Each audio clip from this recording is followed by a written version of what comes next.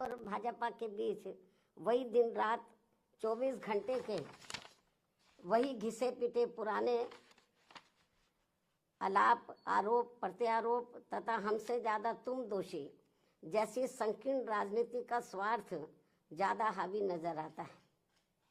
जिससे मामला फिर से कुल मिलाकर वही ढाक के 3 पात वाली कहावत बनकर रह जाएगा। ये स्थिति देश के लिए अति दुखद व लोगों के भविष्य के लिए भी अति दुर्भाग्यपूर्ण है। इसके साथ ही संसद में हो रही इस चर्चा में सत्ता व विपक्ष को सुनकर ऐसा लगता है कि इन्होंने अपने अपने राजनीतिक स्वार्थ में अब संविधान का ही काफी हद तक राजनीतिकरण कर दिया है और इस मौके पर भी कोई अपने स्वार्थ में संविधान की प्रति को माथे पर लगा रहा है तथा कोई इसे अपने हाथ में लेकर इसको दिखाने में लगा है। और अब तो इसकी आड़ में देश व जनहित के जरूरी मुद्दे भी दरकिनार कर दिए जा रहे हैं, जबकि भारतीय संविधान के मूल निर्माता परम पूज्य बाबा साहब डॉक्टर भीमराव अम्बेडकर तो अपने देश में पहली बनी कांग्रेसी सरकार में ये भाप गए थे कि केंद्र व राज्यों में सत्ता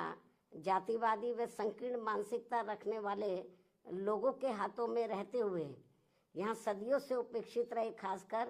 SC, ST व OBC वर्गों के लोगों को जिंदगी के हर पहलू में आगे बढ़ने के लिए जो भी इन्हें संविधान में कानूनी अधिकार मिले हैं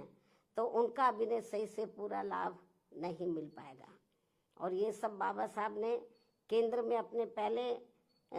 में पहले बने कानूनी मंत्री पद पर रहते हुए खुद होते हुए भी देखा है,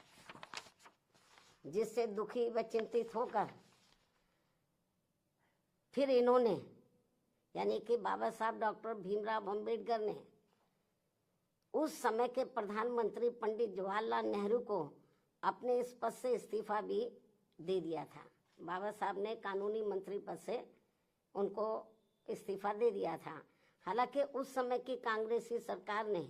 बाबा साहब के इस्तीफा देने के कारणों के बारे में इनको संसद में बोलने तक भी नहीं दिया था। तब फिर इनको मजबूरी में इस संदर्भ में अपनी बात मीडिया में ही रखनी पड़ी थी, जिससे उस समय संविधान व इन वर्गों के प्रति भी कांग्रेस का असली चेहरा खुलकर सामने आ गया था। लगभग यही स्थिति संसद में मेरे साथ भी गुजरी है, जब मुझे अपने लोगों के उत्पीड़न के विरुद्ध राज्यसभा में बोलने नहीं दिया था और तब फिर मजबूरी में मुझे उस समय राज्यसभा से इस्तीफा भी देना पड़ गया था। इसके साथ ही बाबा साहब के देहांत होने के बाद भी केंद्र में काफी वर्षों तक रही इसी कांग्रेस पार्टी की सरकार ने इनके आदर सम्मान में इनको हर मामले में पात्र रहे भारत रत्न की उपाधि से भी सम्मानित नहीं किया था, जिसे फिर इस पार्टी के सत्ता में हटने के बाद BSP के अथक प्रयासों से ही श्री BP सिंह की सरकार में इनको ये सम्मान दिया गया था। उसी समय वर्षों से लटकी पड़ी OBC वर्गों की मंडल कमीशन की रिपोर्ट को भी लागू कर दिया गया था, जिसे कांग्रेस पार्टी ने लागू नहीं किया था। इसको लटका के रखा था, जबरन लटका के रखा था, क्योंकि इनकी मानसिकता सही नहीं थी कांग्रेस की। ये लोग नहीं चाहते थे कि पिछड़े वर्ग के लोगों को भी आरक्षण का पूरा लाभ मिले। इतना ही नहीं बल्कि बाबा साहब की मूवमेंट को आगे बढ़ाने वाले BSP के जन्मदाता एवं संस्थापक मान्यवर श्री कांशीराम जी के देहांत होने पर भी केंद्र में रही इसी कांग्रेस पार्टी की सरकार ने इनके सम्मान में एक दिन का भी राष्ट्रीय शोक घोषित नहीं किया था। ये है भारतीय संविधान के प्रति व इन वर्गों के प्रति भी कांग्रेस पार्टी का असली चाल चरित्र व चेहरा, जो अब ये पार्टी इन वर्गों के वोटों की खातिर इन्हें गुमराह करने में कोई कसर नहीं छोड़ रही है। और अब इस पार्टी के ही नक्शे कदम पर BJP व अन्य विरोधी पार्टियां भी चल रही हैं, जो किसी से छिपा नहीं है। इतना ही नहीं बल्कि बाबा साहब ने अपने कानून मंत्री पद से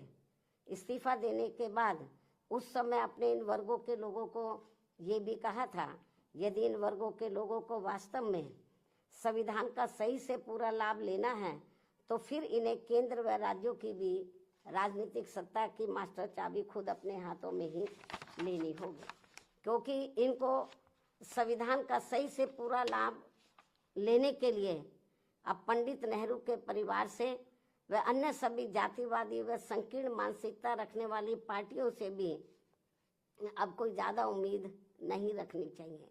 जो ये सब हमें काफ़ी कुछ देखने के लिए मिल रहा है। ऐसे में अब हमारी पार्टी इन वर्गों के लोगों को सावधानी के तौर पर ये भी कहना चाहती है कि इस बार संसद में संविधान पर हुई चर्चा के दौरान जो अभी चल भी रही है, सत्ता व विपक्ष की तरफ से भी इन वर्गों के वोटों को लुभाने के लिए खासकर कांग्रेस व समाजवादी पार्टी ने देश के SC, ST व OBC वर्गों के आरक्षण को लेकर काफ़ी कुछ हवाई बातें कही हैं, जिसमें रत्ती भर भी सच्चाई नहीं है। और यदि इस मुद्दे पर ये दोनों पार्टियां अर्थात कांग्रेस व समाजवादी पार्टी यानी कि ये दोनों पार्टियां संसद में चुप्पी रहती तो ज़्यादा उचित होता। इस मामले में इनकी पोल तो नहीं खुलती या मुझे पोल खोलने के लिए मजबूर नहीं होना पड़ता, क्योंकि केंद्र में रही कांग्रेस पार्टी की सरकार के समय में व इसी पार्टी की मिली भगत से समाजवादी पार्टी ने SC, ST वर्गों का पदोन्नति में आरक्षण संबंधी संवैधानिक संशोधन विधेयक का काफी डटकर विरोध किया था तथा इस बिल को समाजवादी पार्टी ने संसद में ही फाड़कर इसको फेंक दिया था,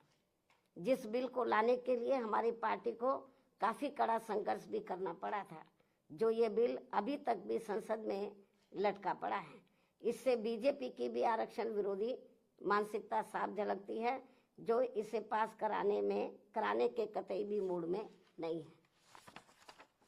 और अब तो कांग्रेस पार्टी के राहुल गांधी ने इन वर्गों के पूरे आरक्षण को ही सही वक्त आने पर खत्म करने का भी ऐलान कर दिया है, जबकि इस मामले में बीजेपी व अन्य विरोधी पार्टियां भी कोई कम नहीं है। और अभी भी हमें सत्ता व विपक्ष द्वारा आरक्षण को निष्प्रभावी बनाने व इसे खत्म करने के लिए इन सब की सोच लगभग एक जैसी ही देखने को मिलती है। इतना ही नहीं बल्कि अब तो ये पार्टियां अंदर आपस में मिलकर कोर्ट की आड़ में भी इनके आरक्षण को निष्प्रभावी बनाने में व आगे चलकर इसे पूरे तौर से खत्म करने की भी पूरी कोशिश में लगी हुई हैं, जिनसे इन वर्गों के लोगों को हमेशा सावधान रहना है, क्योंकि इसके अनेकों उदाहरण इन वर्गों के सामने हैं। इसके साथ साथ देश में सर्व समाज में से गरीब, असहाय व बेरोजगार लोगों को भी रोटी रोजी के साधन ना के बराबर ही मिल रहे हैं। आए दिन यहाँ गरीबी, बेरोजगारी व महंगाई आदि भी काफ़ी ज़्यादा बढ़ रही है। पिछले काफ़ी वर्षों से देश की अर्थव्यवस्था भी कोई खास अच्छी नहीं चल रही है। ऐसे में अब वर्तमान भाजपा सरकार द्वारा भी जो किस्म के संकल्प लिए जा रहे हैं, कल भी उन्होंने अपने कुछ संकल्प दोहराए हैं, तो उनसे अब देश की जनता को कोई विशेष लाभ होने वाला नहीं है। इसके साथ ही अब मैं देश के संविधान में सत्ता व विपक्ष द्वारा अब तक किए गए असंख्य संशोधनों के संदर्भ में भी ये कहना चाहूंगी कि यदि सरकार द्वारा संविधान में संशोधन अपनी पार्टी यानी कि जो उनकी पार्टी जो भी सरकार संशोधन लाती है, यदि सरकार द्वारा संविधान में संशोधन वे अपनी पार्टी या किसी विशेष व्यक्ति या संस्था आदि को फायदा पहुंचाने के लिए किए जाते हैं, यदि सरकार द्वारा संविधान में संशोधन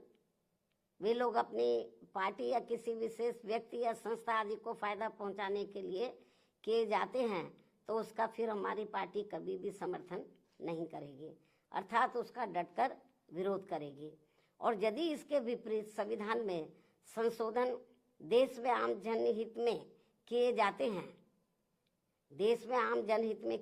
हैं, तो तभी फिर हमारी पार्टी उनका पूरे तय दिल से समर्थन करेगी। हालांकि इस मामले में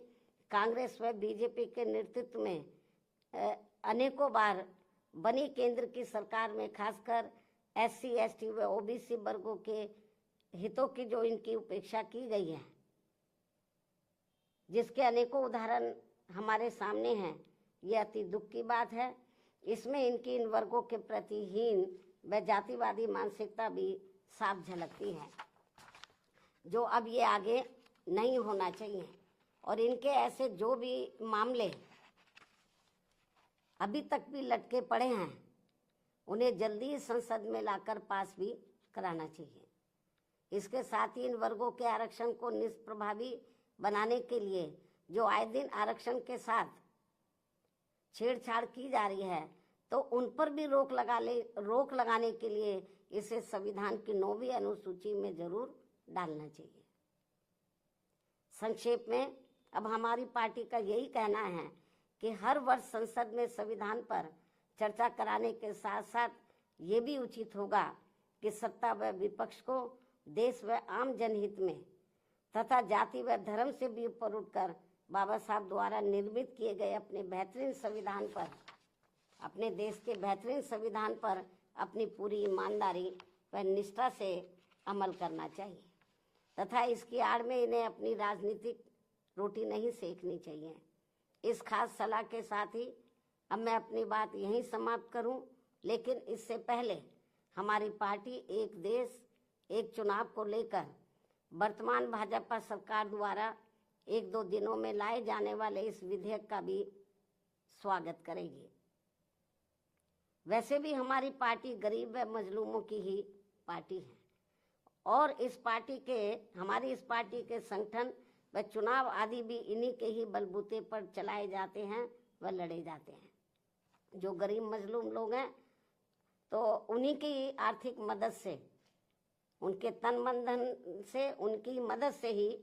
पार्टी का संगठन चलाया जाता है, चुनाव आदि भी लड़ाए जाते हैं। क्योंकि हमारी पार्टी इसके लिए कांग्रेस, बीजेपी व अन्य दलों की तरह यहाँ बड़े बड़े पूंजीपतियों व धन्ना सेठों आदि से कोई भी आर्थिक मदद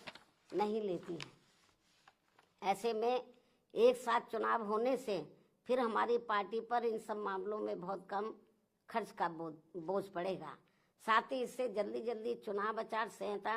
ना लगने की वजह से भी जनहित के कार्य ज़्यादा नहीं रुकेंगे। इसलिए हमारी पार्टी का ये मानना है कि इस मुद्दे की आड़ में कोई भी राजनीति करना ठीक नहीं है। अर्थात इस मामले में सभी पार्टियों को दलगत राजनीति से ऊपर उठकर देश व आम जनहित में कार्य करना चाहिए, तो ये बेहतर होगा, उचित होगा। इस सलाह के साथ ही अब मैं अपनी बात यहीं समाप्त करती हूँ। धन्यवाद। जय भीम व जय भारत।